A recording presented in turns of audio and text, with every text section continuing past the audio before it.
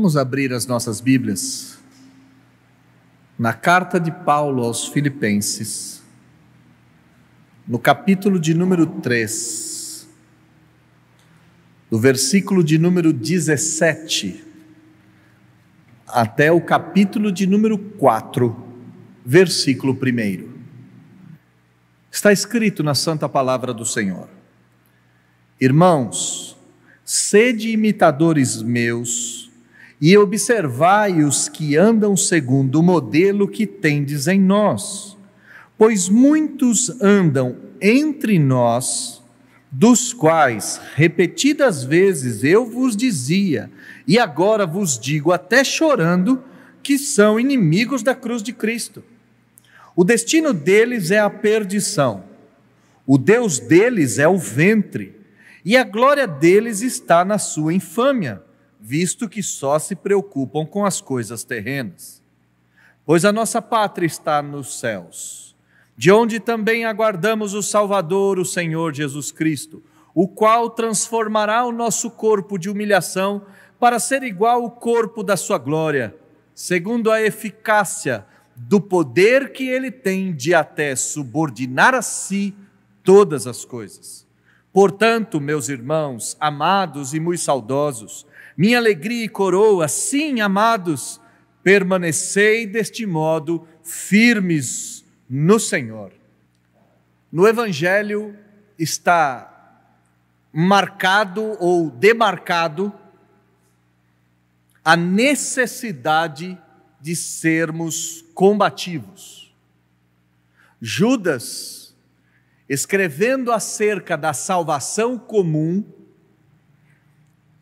inspirado pelo Espírito, muda o rumo da sua epístola e exorta a igreja a batalhar pela fé que de uma vez por todas foi dada aos santos. Está na estrutura do Evangelho o batalhar pela fé. Faz parte do Evangelho. É uma necessidade premente, é uma característica que não pode ser dissociada do Evangelho, a batalha pela fé. Isso não é novidade para nenhum de nós. O que talvez seja novidade é que o evangélico também deve ser combativo. Há uma necessidade do crente saber combater ideologias, pois estas surgem nos cantos desse mundo e agridem, atacam o Evangelho e a igreja do Senhor. Há uma luta a ser combatida pelo evangélico na arena pública, mas também há uma luta a ser combatida pelo evangélico na arena privada.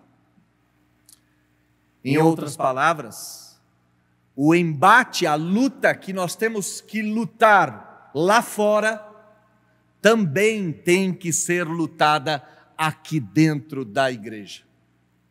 Devemos entender que eu e você somos chamados para ser combativos no mundo e na igreja. Paulo já havia dito isso nessa carta de forma muito clara. Paulo já havia combatido inimigos externos do Evangelho. No capítulo de número 1, versículo de número 28, Paulo diz desses inimigos externos. Há inimigos externos que devem ser combatidos. Mas Paulo também fala dos inimigos internos, aqueles que estão dentro da igreja. Paulo vai elencar. Os primeiros são aqueles que deixam o caminho mais brando. São aqueles que sugerem um evangelho mais palatável. Aqueles que sugerem ou que sugeriram no tempo de Paulo que se deixar ser circuncidado favoreceria os crentes em relação ao Império Romano. Há líderes que numa aparência de piedade propõem um evangelho mais brando. Paulo também diz dos judaizantes, dos legalistas, daqueles que exigem uma aparência externa acima de qualquer suspeita, como sinônimo de salvação. Conhecemos muitos destes.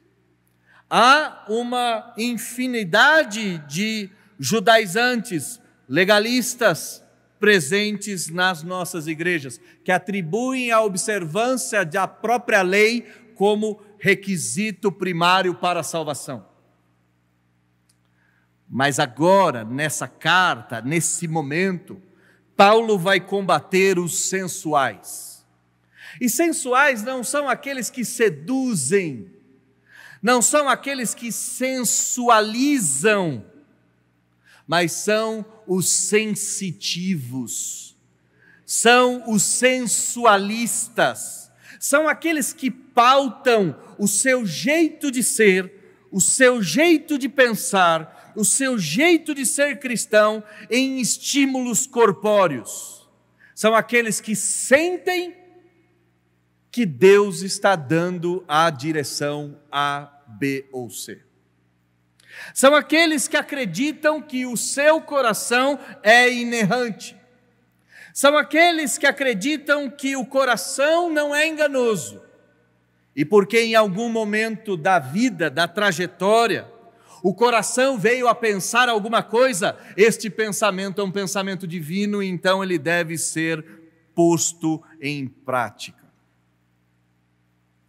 O resultado desses homens que pautam a fé nas próprias sensações, nos próprios sentimentos, pode ser visto no ex-pastor evangélico Ricardo Gondim.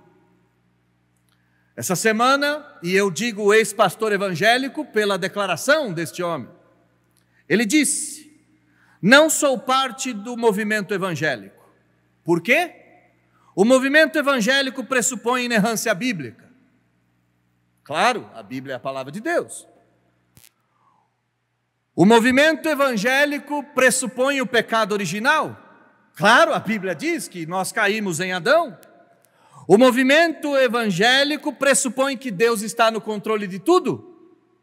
E como não estaria aquele que detém todo o poder? O movimento evangélico acredita em teologia sacrificial. Claramente, naquela cruz, o sacrifício agradável a Deus, em meu e em seu lugar, estava de pendurado. O movimento evangélico, segundo o ex-pastor, diz que a história caminha para um fim glorioso, e é claramente que ela caminha para um fim glorioso, o dia em que nos encontraremos com Jesus Cristo e reinaremos com Ele para sempre. Ele diz: quem não subscreve essa teologia não é evangélico. Mas como chegou até esse ponto?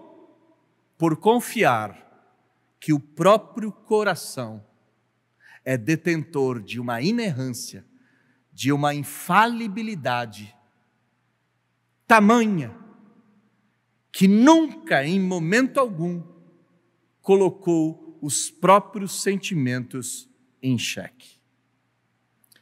Paulo, nas mensagens anteriores que nós meditamos, já havia falado do perigo daqueles que estão dentro do Evangelho e promovem um modelo antibíblico. Nessa noite, além de olharmos um modelo antibíblico, voltaremos os nossos olhos mais uma vez para o modelo bíblico, claramente, teremos uma comparação diante dos nossos olhos. Meditaremos que a fidelidade é o adjetivo, o grande adjetivo do evangélico. Na semana passada, Paulo tinha deixado claro qual era o modelo a ser seguido. E aqui no versículo de número 17, Paulo continua afirmando este modelo. Paulo continua dizendo qual é o modelo evangélico, e ele diz: irmãos, sede imitadores meus, e observai os que andam segundo o modelo que tendes em nós. Quando Paulo escreveu aos Coríntios, ele disse: sede meus imitadores como eu sou de Cristo. Aqui ele apela à sua relação sentimental com a igreja, chama a igreja de irmãos, chama a igreja de conservos, e diz a essa igreja: mantenham-se no caminho da imitação de Cristo por meio de modelos presentes e palpáveis. Paulo não está dizendo que ele é o último modelo, não. Paulo diz: há outros modelos, pois eles andam no meio de vós. Eu sou mais um, Paulo está dizendo. Eu sou mais um que imita Cristo e faço parte de uma legião de imitadores de Jesus. Faço parte de um grupo de homens e mulheres que vivem de acordo com o padrão evangélico. E a pergunta que nós fazemos é: que modelo é este? Qual é o padrão? Qual é o modelo que Paulo está dizendo? Me imitem, há outros no meio de vós que vocês devem imitar, sigam esse modelo. Qual é o modelo? Nos versículos de número 12 até o versículo de número 16, foi o meu sermão do domingo passado, Paulo deixa claro que o primeiro modelo de um evangélico é aquele que tem uma coerência externa com o seu interior. É aquele que não julga já ter alcançado. Ele não é aquele que se diz perfeito. Ele não é aquele que acredita no seu nobre nascimento, e no caso de Paulo, o nascimento judaico. Ele não é aquele que acredita pertencer à tribo de Benjamim. Ele não é aquele que acredita que os feitos religiosos o tenham colocado numa posição de destaque. Ele questiona o próprio testemunho. Não é que Paulo nega o próprio testemunho. Se ele negasse aquilo que ele fez, ele seria louco.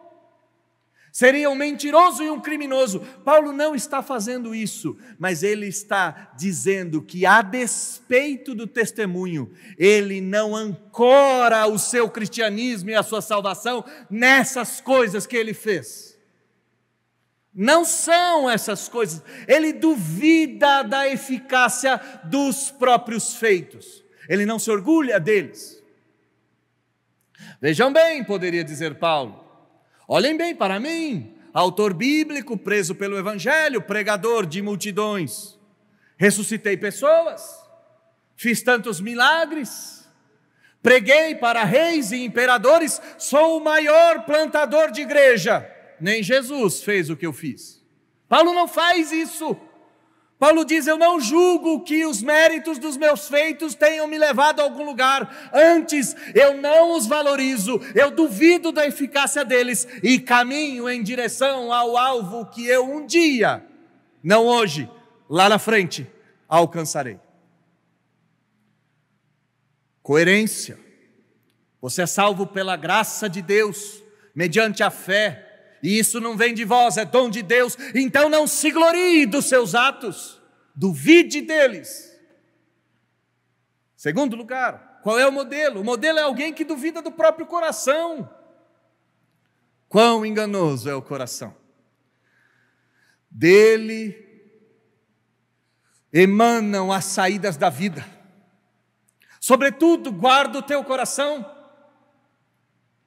Paulo diz no versículo 13: eu não julgo, nem sequer julgo por dentro, quando ninguém vê. Eu não me orgulho nem no fundo do meu coração. Eu não tenho um julgamento próprio, orgulhoso, que se vangloria pelos atos feitos nessa vida. Eu me esqueço das coisas que fiz. Eu sou consistente primeiramente comigo e sou exigente primeiramente com o meu coração. Paulo está nos ensinando: deixe o seu coração falar mais alto, você vai ver onde ele te coloca. te coloca num pedestal orgulhoso, que acredita que já alcançou a salvação e por isso não precisa mais prosseguir. Não tem mais nada para aprender, não tem mais tempo para outros crentes. Paulo diz que independente do que tem por fora, independente do que tenha sentido ou acontecido por dentro, ele se esquece de tudo isso e prossegue. Paulo é um homem que continua a sua peregrinação.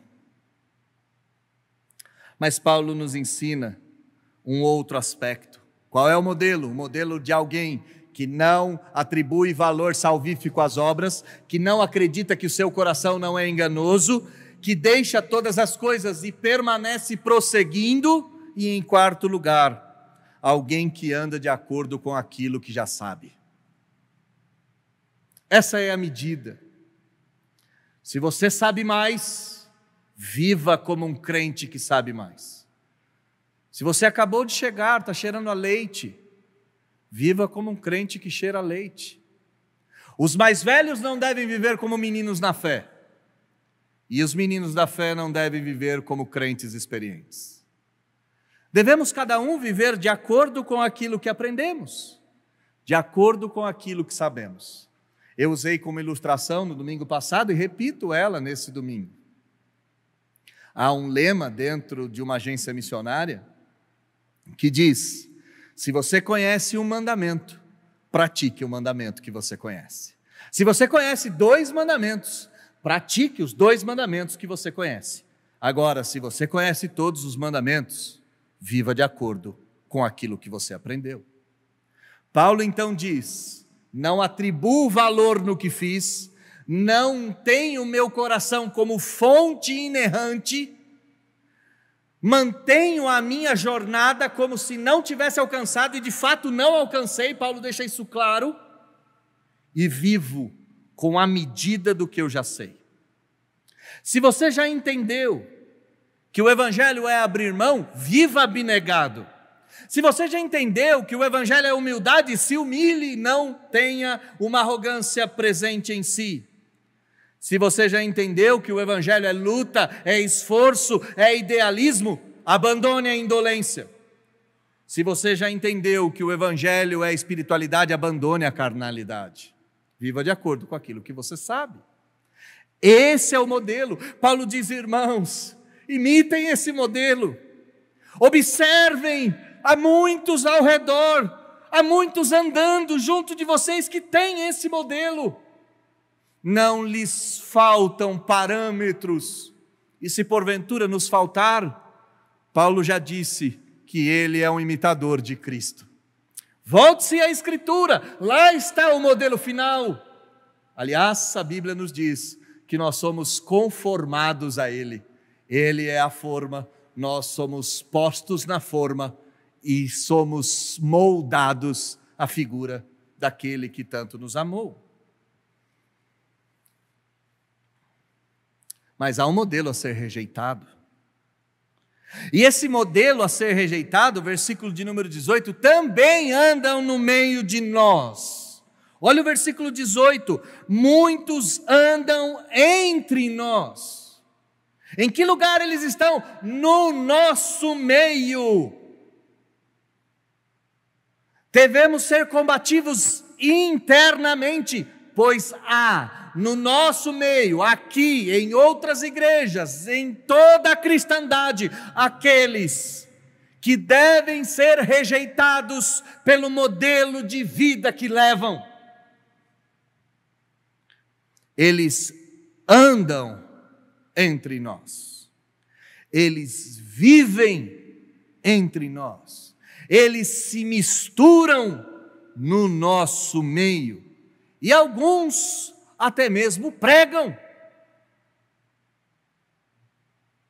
Haja vista o ex-pastor Ricardo Gondim. Paulo alerta contra estes, não só uma vez, repetidas vezes. Olha a ênfase do texto: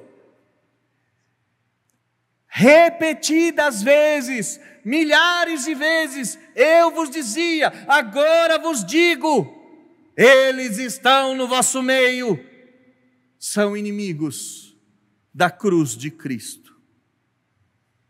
O assunto do crente batalhar pela fé e ser combatido não é um assunto periférico de Paulo. É um assunto central das suas epístolas. É um assunto central do seu ministério. Paulo, como pastor da igreja de Filipos, já havia exortado essa igreja repetidas vezes, já havia dito no passado e diz agora: os inimigos da cruz de Cristo andam no vosso meio. E se Paulo assim dizia, quem sou eu para deixar de falar? São inimigos da cruz de Cristo. São aqueles que odeiam a cruz de Cristo. E quem são estes? Trago à baila a carta de Judas.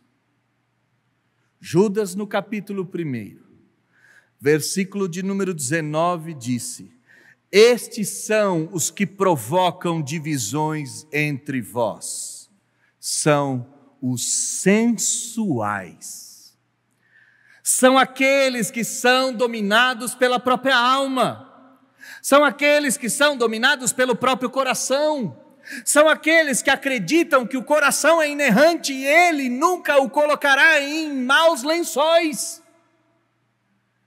Irmãos, essa mensagem deve ser tão exortativa, porque talvez alguns de nós pautem as suas decisões e a sua vida pelo que sente no coração. Paulo nos ensina a questionar o coração, a questionar os próprios julgamentos, a questionar as próprias obras, mas nunca jamais a questionar o caminho e a caminhada. Nunca jamais questionar a obrigação de se viver de acordo com aquilo que sabe. Paulo diz que o modelo cristão é um modelo que duvida das próprias intenções, que duvida das próprias volições, que duvida das próprias emoções. Judas nos diz que estes, além de provocar a divisão, são aqueles que não têm o Espírito. Não são guiados pelo Espírito de Deus, são guiados pela própria carne. É muito fácil achar um legalista. É muito fácil achar aquele que favorece ou facilita o Evangelho. As musiquinhas dizem isso: dê e Deus te devolverá. Oferte, pague o seu carnê e as portas vão se abrir. É fácil enxergar esses. O difícil é enxergar aquele que dentro da igreja atribui valor ao próprio coração, negando a inerrância da palavra de Deus e a direção que o Espírito traz por meio da Escritura. Única regra de fé e prática da igreja: a santa palavra de Deus. E se houver divisões entre vós, a palavra de Deus é a última. E se não soubermos qual caminho seguir, a palavra de Deus nos dá nunca aquilo que você sentiu no próprio coração. Nunca a própria sensualidade, a própria carnalidade. Se os inimigos de Cristo são os carnais, que acreditam no próprio sentimento, os amigos de Cristo são aqueles que têm o sentimento de Cristo.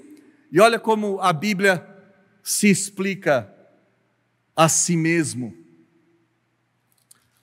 Filipenses capítulo de número 2, versículo de número 5. Tende em vós o mesmo sentimento que houve em Cristo Jesus. Tende as mesmas emoções e as mesmas sensações de Cristo, não as suas, as que o levaram ao madeiro, as que o levaram ao Gólgota. Paulo traz à tona a ideia de sensualizar e nos dá que os inimigos de Cristo acreditam nos próprios sentimentos, mas os amigos de Cristo procuram ter os sentimentos de Cristo. O grande problema de ser um sensual, de ser aquele que sente no próprio peito e acredita que essa sensação é inerrante e infalível, é que estão comprando uma passagem em direção a um céu que nunca terão. Versículo de número 19: o destino deles é a perdição. Olha como isso é sério. Se eu sou um sensual, um sensitivo, se eu sou alguém que confio no ventre, na própria carne, se eu sou esse alguém, e a explicação de que eu estou utilizando esse que acredita na própria carne está no próprio versículo 19, nós já vamos chegar nele.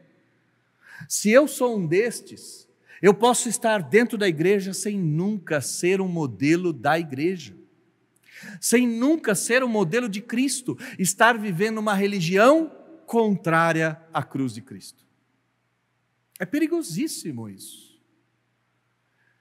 É perigosíssimo confiar no próprio coração, pois o coração faz com que o Deus daquele que acredita nos próprios sentimentos seja o seu próprio ventre.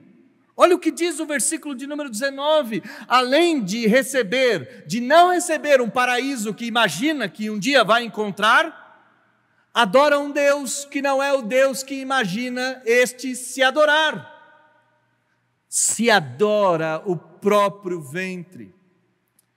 Você já ouviu aquela expressão popular que diz que fulano tem o rei na barriga? Fulano tem o centro da gravidade da própria existência em si mesmo. Ele acredita que aquilo que ele pensa é o certo, ele acredita que aquilo que ele vê é o certo, ele acredita que aquilo que ele sonha é o certo, ele acredita que aquilo que ele imagina é o certo e nunca coloca em xeque. Duvide de si mesmo, em nome de Jesus, desconfie das suas próprias intenções. Teu coração é uma fábrica de ídolos que trabalha 24 horas por dia, 7 dias por semana, 30 dias por mês e tem trabalhado desde o dia que você nasceu até agora para te desviar do caminho da salvação e te colocar no caminho da idolatria.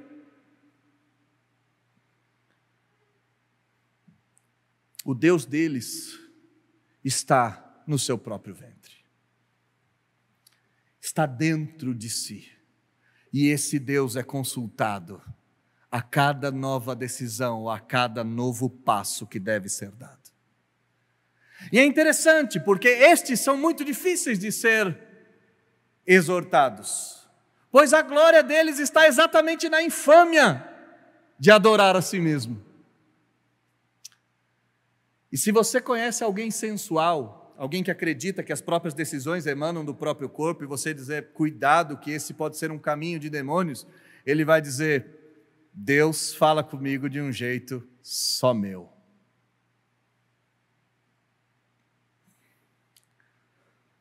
Como isso é terrível.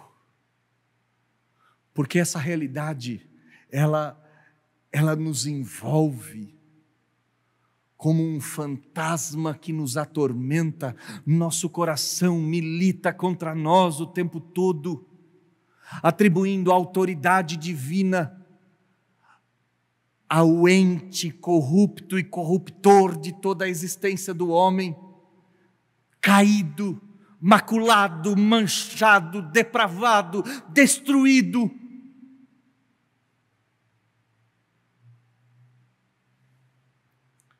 Os sensitivos se orgulham daquilo que é vergonha. Se orgulham de acreditar que na terra e nas coisas da terra estão as respostas para o homem. Visto que, esse é o motivo do orgulho, a glória deles, o orgulho está na infâmia, visto que se preocupam apenas com as coisas da terra. E aqui a gente consegue detectar um pouco mais se o modelo ruim é aquele que nós olhamos no reflexo do espelho quando acordamos todos os dias. A lista é grande. E nós podemos nos colocar como um ok ou um não. Paulo faz essa lista em Gálatas e Paulo faz essa lista em Colossenses. Pensai nas coisas do alto, diz Paulo em Colossenses, não nas que são aqui da terra. Comece a enxergar. Se o alvo da sua existência está no céu ou na terra, talvez você comece a enxergar, se você se pauta pelas sensações e pelas emoções, ao invés de se pautar na Escritura. Se a prostituição é algo que vos assedia, se a impureza, se a paixão lasciva, se o desejo maligno ou a avareza, se essas coisas estão em torno de você, talvez você seja o modelo que Paulo combate. Paulo diz: despojai-vos de toda ira, de toda maldade, de toda maledicência. Não mintais uns aos outros, arranque tais coisas de sobre si, pois ser carnal não é o modelo ideal. As obras da carne são conhecidas e são, disse Paulo aos Gálatas, prostituição, impureza, lascívia, idolatria, feitiçaria, inimizades, porfias, ciúmes, discórdias, discussões, facções, invejas, bebedices, glutonarias, e a lista pode se avolumar. A questão é que o final desta lista nos diz: os tais não herdarão o reino de Deus. Olha o que Paulo está dizendo para essa igreja. Já vos preveni dos perigos externos, já vos preveni daqueles que deixam o caminho mais fácil, já vos preveni dos judaizantes, agora vos previno daqueles que são invisíveis.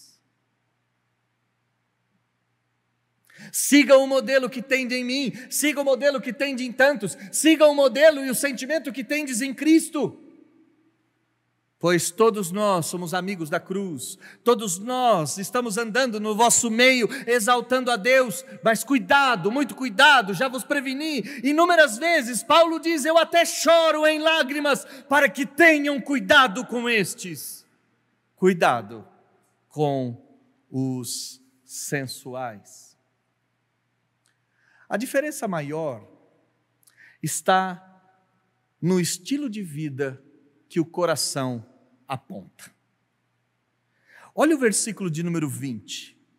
A diferença central está aqui no versículo de número 20. Enquanto o sensual pensa nas coisas da terra e acredita ele sendo algo da terra que a partir dele saem todas as respostas, o espiritual pensa nas coisas do céu. E como o céu parece nos ter sido roubado, como a esperança de céu parece que nos fora tirada. Qual foi o último sermão em que o céu se abriu glorioso e você desejou com todas as suas forças, lá está? Qual foi o último sermão em que o pastor, como se fosse uma trombeta angelical, soava o cântico de milhões e milhões de anjos recebendo os santos que morreram aqui por Jesus? Qual foi o último sermão que te lembrou que há uma nuvem de testemunha celestial e essa nuvem te espera? Qual foi o último sermão em que você ouviu em que o céu de fato se abriu e anjos puderam ser vistos pelos olhos da fé? O céu é a diferença. E o céu, aqueles que querem o céu, não se preocupam com as coisas da terra. Não querem as coisas da terra. Percebam, irmãos, que as brigas na igreja são todas voltadas às coisas da terra. O lugar que eu sento, o lugar que eu estaciono o carro, a escala que eu louvei ou que eu deixei de louvar, o cargo que eu perdi por um voto ou o cargo que eu conquistei por um voto. E todas essas coisas são nada. Todas essas coisas não valem nada. Paulo disse, eu abri mão, eu não julguei essas coisas serem valorosas, eu troquei tudo por Cristo, eu troquei tudo pela esperança do céu. Foi isso que Paulo disse. Minha pátria, a sua pátria, a pátria dos eleitos de Deus está nos céus, e de lá, e lá devem estar todos os nossos tesouros e prazeres, no céu.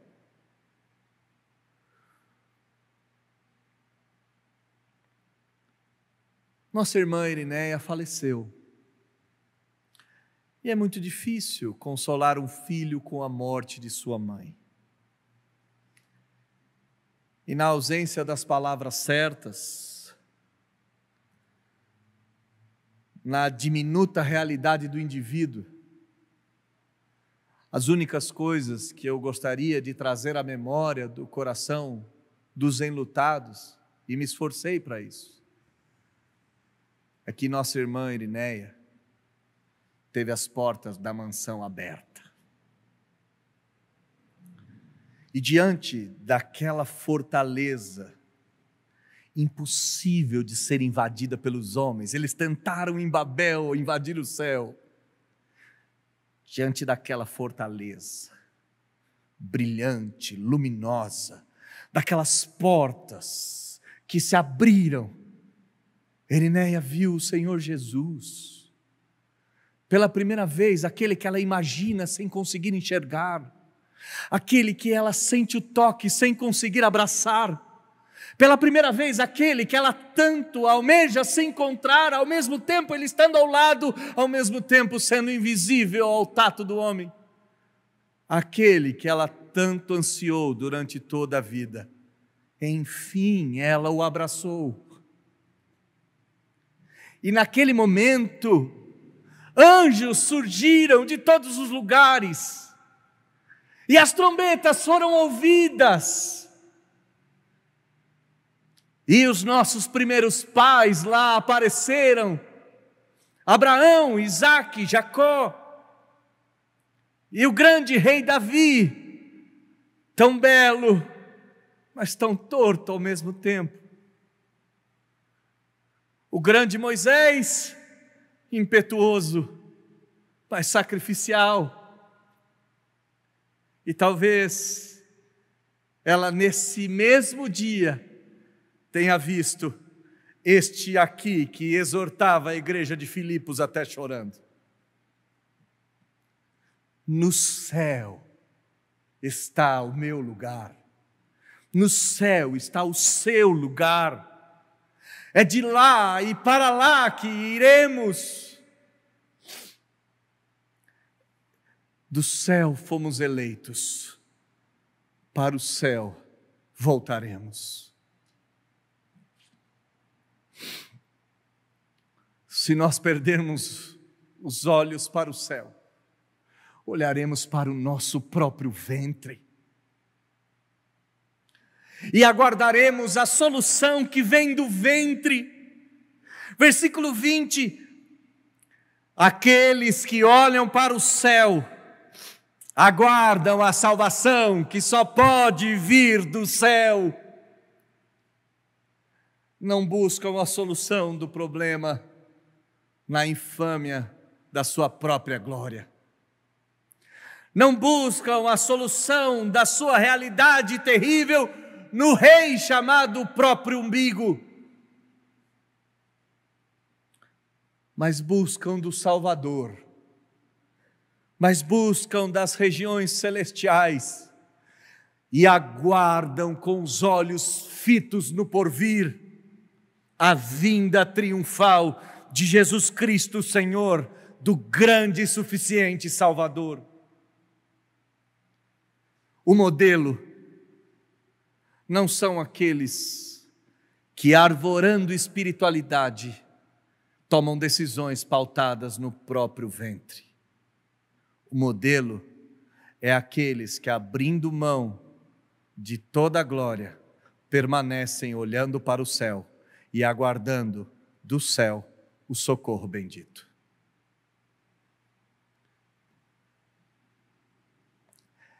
É de se entender porque é que os discípulos, com o queixo caído, continuavam olhando para o céu quando Jesus subiu. Porque toda a igreja primitiva sempre entendeu que a salvação dos crentes virá do céu. Não virá de uma vacina misteriosa, não virá de uma promoção, não virá de um bom saldo bancário, nem de um bom casamento ou de um cargo na igreja. A salvação de cada crente que aqui está, de todo crente que um dia por aqui já passou, e de todo crente que um dia aqui pisará, a solução dos crentes do passado, do presente e do futuro, ainda vem do mesmo lugar, ainda vem das regiões celestiais. E por que que o crente espera, olhando para o céu? Porque o maior desejo do crente é parar de viver essa vida miserável que tem até de duvidar do próprio coração. Paulo diz no versículo 21, o qual Jesus, esse Jesus que vai vir do céu, quando vier do céu, Ele transformará o nosso corpo de humilhação. Ele não vos fará atravessar a parede, nem vos fará ter asas de anjos, não pense nisso. Mas Ele vai tirar de você o seu coração pecaminoso, essa sua falência, essa sua constante, esse seu constante errar. Ele tirará de você o provérbio que diz errar é humano, e modificará a sua estrutura para, enfim, o seu coração emanar fonte de vida, e você conseguir crer pela primeira vez nos conselhos oriundos do próprio coração. Por que que o crente olha para o céu? Porque só do céu pode vir a solução para o meu coração. Só do céu vem a transformação para o nosso corpo. Acreditar nas sensações e nas emoções é loucura, porque o nosso corpo é totalmente manchado de humilhação, tanto por fora quanto por dentro. E do céu, e somente do céu, pode vir a transformação do nosso corpo, para, enfim, um corpo semelhante ao corpo da glória de Cristo. Um corpo sem pecado, sem mancha, sem mácula, sem as obras da carne, inveja, bebedice, glutonaria, ciúme, porfia, contenda, mentira, engodo, enfim, um corpo que obedece a Deus livremente, como fora o corpo de Jesus, um corpo que se humilha para cumprir a vontade de Deus, um corpo glorioso, no sentido de se pautar diante de Deus sem pecado. Jesus Cristo viveu entre nós e Pedro diz, sem pecado. Diante do Pai, Jesus está com suas mãos perfuradas, com seu lado aberto, com as chagas da sua testa ainda visíveis, mas totalmente sem pecado, nenhuma mancha.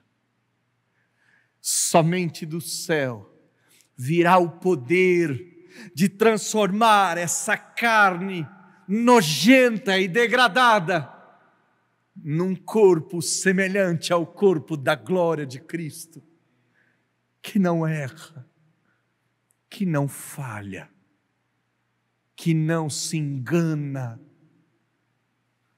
nem se sabota. Jesus tem esse poder. O texto quase termina dizendo: e Ele transformará o nosso corpo, pois Ele tem o poder de eficazmente fazer isso. Não é você, não sou eu, não são as obras da lei, não é o nascimento na igreja, nem o dízimo mensal, essas coisas não são capazes. Somente o poder daquele que disse: todo poder me foi dado no céu e na terra, daquele que subordinou todas as coisas a si mesmo, sendo Ele o alfa e o ômega, o início e o fim. Só este pode fazer com que o corpo depravado se torne em corpo glorificado, e a solução vem do céu, de onde virá o nosso eterno e suficiente socorro. Paulo termina dizendo: portanto, dito todas essas coisas, concluindo meu raciocínio, é o que Paulo está dizendo: irmãos, amados, minha alegria, minha coroa, meu afeto, irmãos que eu tanto amo. Não dá para explicar o amor contido em meia dúzia de adjetivos na letra, da letra preta no papel branco, não dá. Há muito mais sentimento do que simplesmente palavras aqui. Paulo diz: eu concluo dizendo a vocês que eu tanto amo, permaneçam no modelo evangélico de fidelidade que vos for apresentado. Permaneçam deste modo, deste modelo, permaneçam conforme vos apresento. E Paulo cansou de dar modelo aqui, né? Ele, Timóteo, Epafrodito. Paulo cansou de dar modelos aqui. Ele diz: permaneçam então, duvidando das próprias obras, duvidando das próprias intenções, continuando na caminhada a despeito do que a caminhada vos oferece, e de acordo com aquilo que você já sabe. Para Paulo, esse modelo é o modelo do fiel. Esse modelo é o modelo de quem está firme no Senhor. O modelo de quem está firme no Senhor é aquele que entendeu que a sua carne não é capaz de trazer firmeza nenhuma. Só pode estar firme no Senhor. E entendam bem, não é aquele que vem todos os domingos para a igreja. Isso não é suficiente. Não é aquele que nunca falhou um mês de dízimo. Não é aquele que tem cargos. Não é. Quem está firme no Senhor é aquele que considerou tudo lixo para encontrar a Cristo. E, irmãos, sabe o que é mais maravilhoso de tudo isso? Só Deus sabe se você vive assim. Ninguém pode olhar para você e dizer: não é você. Só tem um que é capaz de olhar para si e enxergar a mediocridade, a hipocrisia e a falsidade, E esse um é você mesmo. Eu não posso dizer se você está firme ou não. Eu só posso dizer, se estás, permaneça. Se não estás, irmãos, amados e muito saudosos, sede imitadores meus, como eu sou de Cristo, e sede imitadores de tantos outros que vivem no meio de vós. Que assim seja.